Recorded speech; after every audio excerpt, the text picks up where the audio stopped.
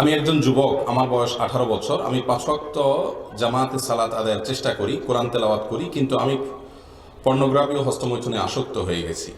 আল্লাহর কসম, আমি এই পাপ ত্যাগ করতে চাচ্ছি কিন্তু পারি না। পাপ করার পর আল্লাহর কাছে অনেক কান্নাকাটি করে ক্ষমা চাই, কিন্তু কিছুদিন পর আবারও পাপটি করে ফেলি। আল্লাহ, তুমি আমাকে মাফ করে দিও। প্রিয় ভাই আমার, যিনি প্রশ্নটি করেছেন, প্রথমে আমি আপনার এই সুন্দর অনুভূতির জন্য, অপরাধ করার পর অপরাধের যে একটা দাহন আছে, জ্বলন আছে, অপরাধ বোধ আছে, আল্লাহর কাছে দাঁড়াতে হবে, জবাবদিহি করতে হবে, এই ভয় যদি অন্তরে কারোর মধ্যে থাকে, ইনশাআল্লাহ এই অবস্থা প্রমাণ করে যে আল্লাহ তাআলা তাকে অচিরেই সে গুনাহ থেকে বের করে আনবেন। আল্লাহ তাকে বের হয়ে আসার তৌফিক অবশ্যই দিবেন।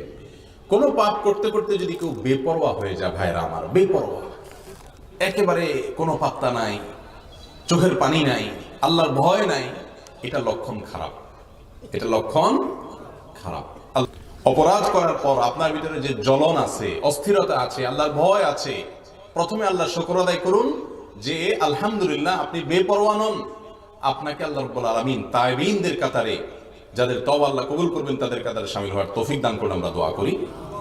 আর সেই সাথে আমরা আপনাকে কিছু পরামর্শ দিব। প্রথম কথা হলো যে, দেখুন ভাই, পর্নোগ্রাফি এবং হস্তমৈথুন এগুলো আজ মহামারীর আকার ধারণ করেছে। অনেক পাঁচ ওয়াক্ত নামাজি, অনেক ভালো মানুষ, ভালো যুবক গোপনে গোপনে এই গুনাহগুলো করে যাচ্ছেন। তিনি বের হয়ে আসতে চাচ্ছেন কিন্তু পারছেন না। এর জন্য সহায়ক কয়েকটি পরামর্শ আমরা দিচ্ছি। প্রথম পরামর্শ হলো, আল্লাহ রাব্বুল আলামিন এই জাতীয় অপরাধ থেকে বের হওয়ার জন্য পলিসি বাতলাইছেন কোরআনে, ওয়ালা তাকরাবুজ জিনা, জিনার কাছেও যেও না। কেন আল্লাহ বলেছেন জিনার কাছেও যেও না?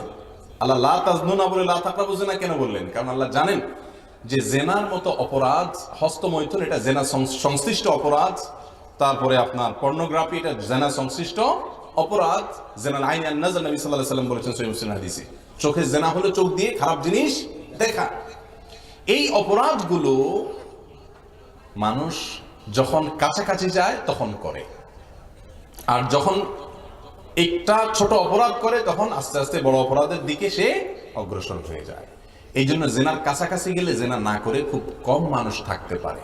এই জন্য আল্লাহ বলেছেন আগে থেকে জেনার থেকে কি থাকো, দূরে থাকো, লা তাকরাবু, জেনার কাছে যেও না।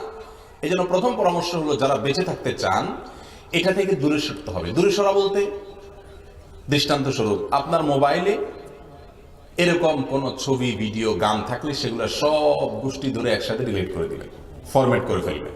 এটার জন্য বুকে বল লাগবে, আবার ইমানি শক্তি লাগবে। যখন আল্লাহর ভয় আসবে, চোখের পানি আসবে, লজ্জিত হবেন অপরাধ করার পর, তখন ইমান তাজা হয়। নবী সাল্লাল্লাহু আলাইহি ওয়াসাল্লাম বলেছেন, লা ইয়াজনি জানি হিনা ইয়াজনি ওয়া হুয়া মুমিন। কেউ যখন জেনায় লিপ্ত হয়, এই যে পর্নোগ্রাফি দেখছেন, জেনা করছেন, এই যে আপনি হস্তমৈথুন করছেন, জেনা করছেন, কেউ যখন জেনায় লিপ্ত হয় তখন তার ইমানটা তার শরীর থেকে বিচ্ছিন্ন হয়ে যায়, আলাদা হয়ে যায়। যখন সে জেনা থেকে সরে আসে, ইমানটা আবার ফিরে আসে।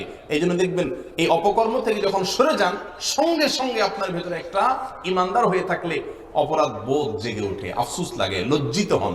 হয় কি হয় না? এই হওয়াটা প্রমাণ করে যে আপনার মধ্যে ইমান ফিরে আসছে।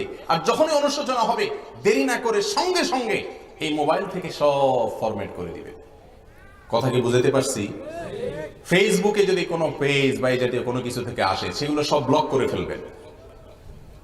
কোনো বন্ধু যদি আপনাকে এই সমস্ত দিকে পথ দেখায়, সে বন্ধুর সাথে সম্পর্ক ছিন্ন করবেন, তার নাম্বার ডিলিট করে ফেলবেন, এবং এভাবে জেনা থেকে আস্তে আস্তে দূরে সরবেন।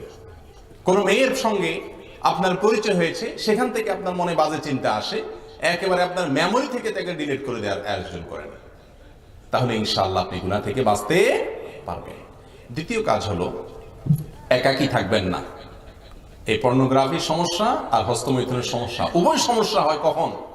যখন মানুষ লোকজনের সামনে থাকলে এগুলো হয় না। এই জন্য আপনি ম্যাচে থাকেন বা আপনার বাড়িতে থাকেন, যেখানেই থাকেন, একাকী থাকবেন না। বিশেষ করে যুবকদেরকে বলছি, একাকী থাকবেন না, মানুষের মধ্যে থাকবেন। যখন রুম থেকে সবাই চলে যাচ্ছে, আপনি একা হয়ে যাচ্ছেন, আপনি মনে করবেন যে এখানে কোনো বিষাক্ত সাপ থাকলে যেরকম আপনি দৌড়াইতেন, সেরকম করে আপনি অস্থির হয়ে বের হয়ে পড়বেন। একাকী থাকবেন না। আপনি একা থাকলেই শয়তান আপনার মাথায় সে বাজে চিন্তা আনবে, লোকজনের মধ্যে ইনশাআল্লাহ সেটা সুযোগ সে পাবে না। নাম্বার 3, তাকওয়া দিয়ে নিজের অন্তরকে সাজানোর চেষ্টা করবেন, আল্লাহর ভয় অন্তরে জাগ্রত করবেন, কোরআন এবং হাদিসকে চর্চা করবেন, সেগুলোকে নিজের ভিতরে ধারণ করার চেষ্টা করবেন। বিশেষ করে গুনাহের যে শাস্তির কথা আছে সেগুলো বিশেষ করে পড়বেন, শুনবেন।